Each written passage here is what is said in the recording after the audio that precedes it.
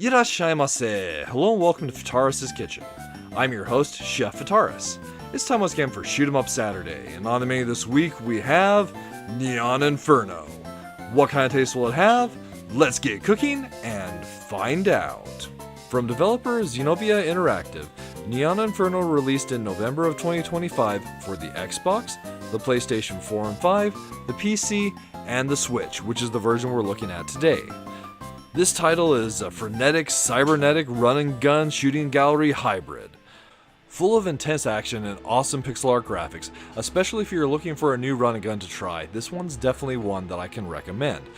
Though it is a little on the shorter side, but you don't just have to take my word for it. There are demos available for both the PlayStation and the Steam version, so you can check out the game that way yourself. Now with all that said, we find ourselves at the main menu. There are a few modes you can potentially play the game in.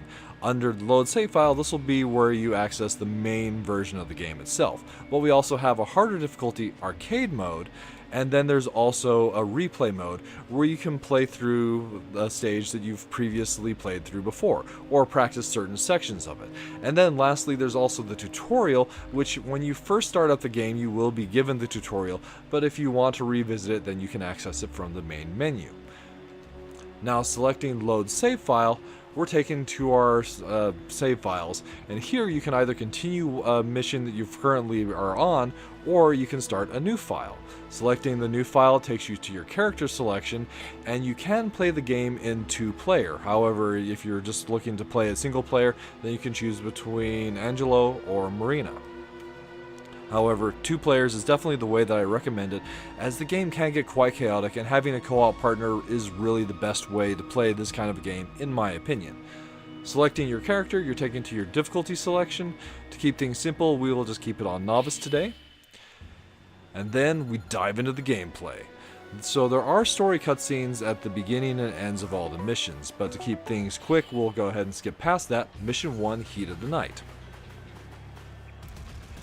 Before we get going, I want to have you take into view the beautiful pixel art that we have behind us. So throughout the course of the game, the backgrounds have awesome pixel art as well as the character models. So you have some great animation for both your characters as well as the enemies. Now as far as our movement is concerned, you have your standard run and gun movement where you can move left and right, but in addition to that we also have a jump and a double jump. And in the more nod to more modern gaming, there's also a dodge roll, where you do have invulnerability through most of the roll itself. Now as far as our offensive capabilities, we have a primary shot which we can fire in 5 directions above us: forward, back, up, and then the diagonals. However, as I mentioned, this game is also a shooting gallery hybrid, and it's also possible to shoot into the background. When we have some enemies that way, we'll be able to go and show that off. But there's also one other element of our arsenal we have available, and that's a slash. Not only will that slash go and strike enemies at close range, if you happen to hit green shots, you can deflect those shots or even grenades back at the enemies. But only if they're the green bullets, and only if you have some adrenaline still available to you. The adrenaline for your character is located underneath your character portrait. You will still be able to deflect the bullets back at the enemies, but if you have adrenaline, then it's possible to do a bullet time where you can fire the bullets in a completely different trajectory from what they came at. So now we're getting to the point where we're starting to see enemies in the background. And those enemies will have to target using our shooting gallery mechanics, where we shoot in the back. That does lock your character into place, but then you move the reticule for your character in the background. So one of the things that this game does is it keeps things really frantic and chaotic by providing enemies both in front of you, or rather in your plane, and also in the background. So you do have to balance between taking care of the enemies in the background as well as the enemies that are approaching you from the front. So another thing that the game does is it also adds in sections where it changes up the gameplay, like where you're on the motorcycle here.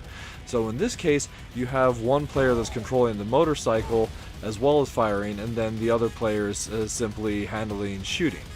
So you can see here it's possible to change the lanes, and then we can fire in the lane that we're in, as well as using the background shot into the lane that we're not in. So if we're in the background, we'll be shooting into the foreground, and vice versa. So there are obstacles that we'll have to avoid. When you take out civilians, it is something that the game does note, so you'll want to keep in mind that that's not something you're supposed to do.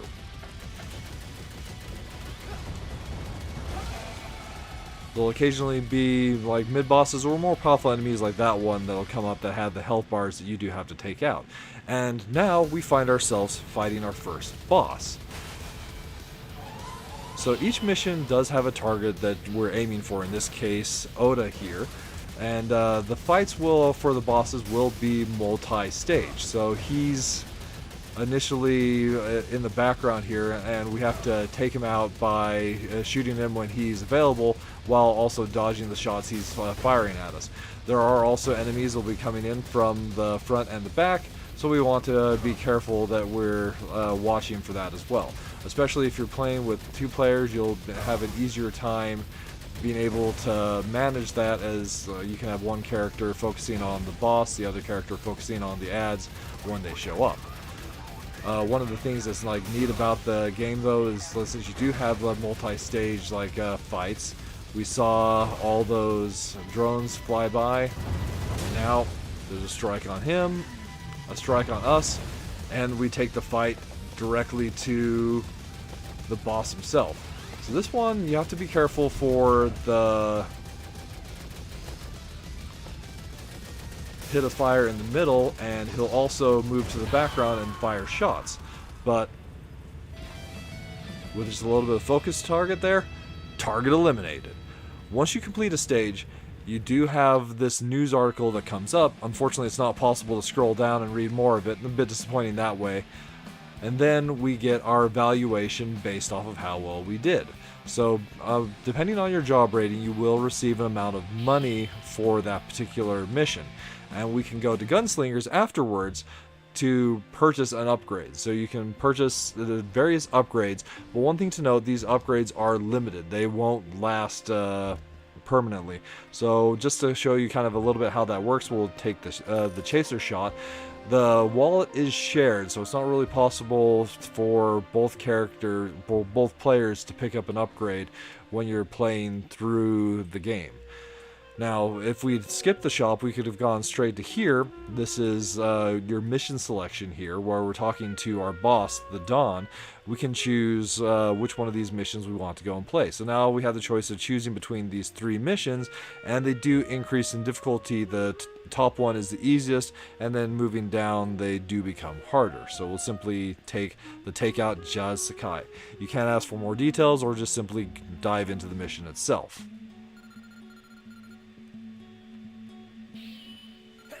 Mission 2. And that's basically Neon Inferno served up for your enjoyment. So one of the things that, as I was saying, I just love about the game itself is how beautiful it is from a pixel art standpoint. You've got great pixel art, great animation for all of the gameplay itself, and you have that awesome blend of run and gun action with the shooting gallery. So kind of think something a little along the lines of maybe a Contra or Metal Slug mixed with a little bit of Wild Guns. So it comes out to be something that is definitely worth playing, even if sometimes the gameplay can get to be a bit chaotic. So that's where having a co-op partner to play with definitely helps make the game easier. And for this kind of game, it just feels like that's right. You also have really neat sections like this itself, where occasionally you'll have enemies that'll be like, don't shoot!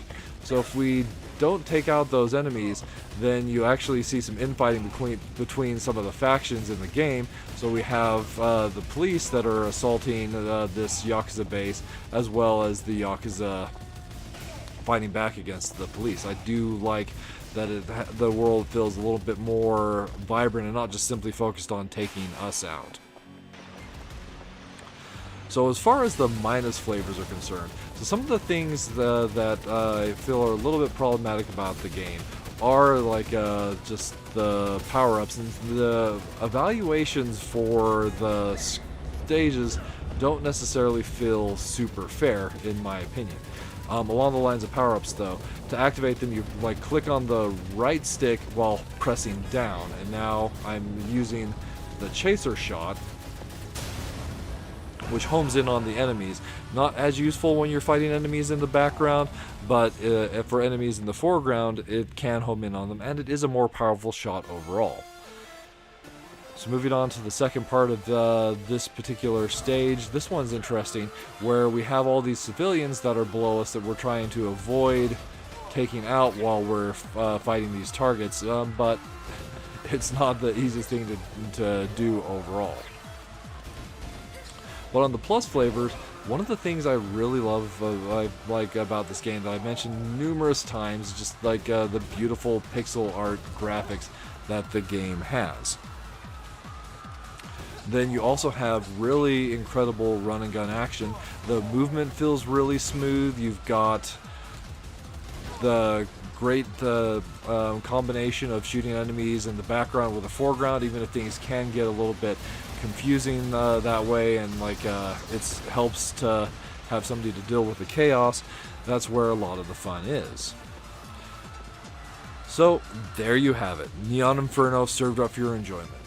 Definitely a recommend from the chef, especially if you're looking for a new run and gun to try that you're not, worried about it being a little on the shorter side, as full playthrough is going to take you just a little more than an hour on this title.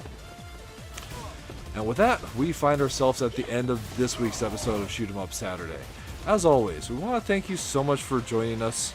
We hope you have a wonderful week, and we look forward to seeing you again next time.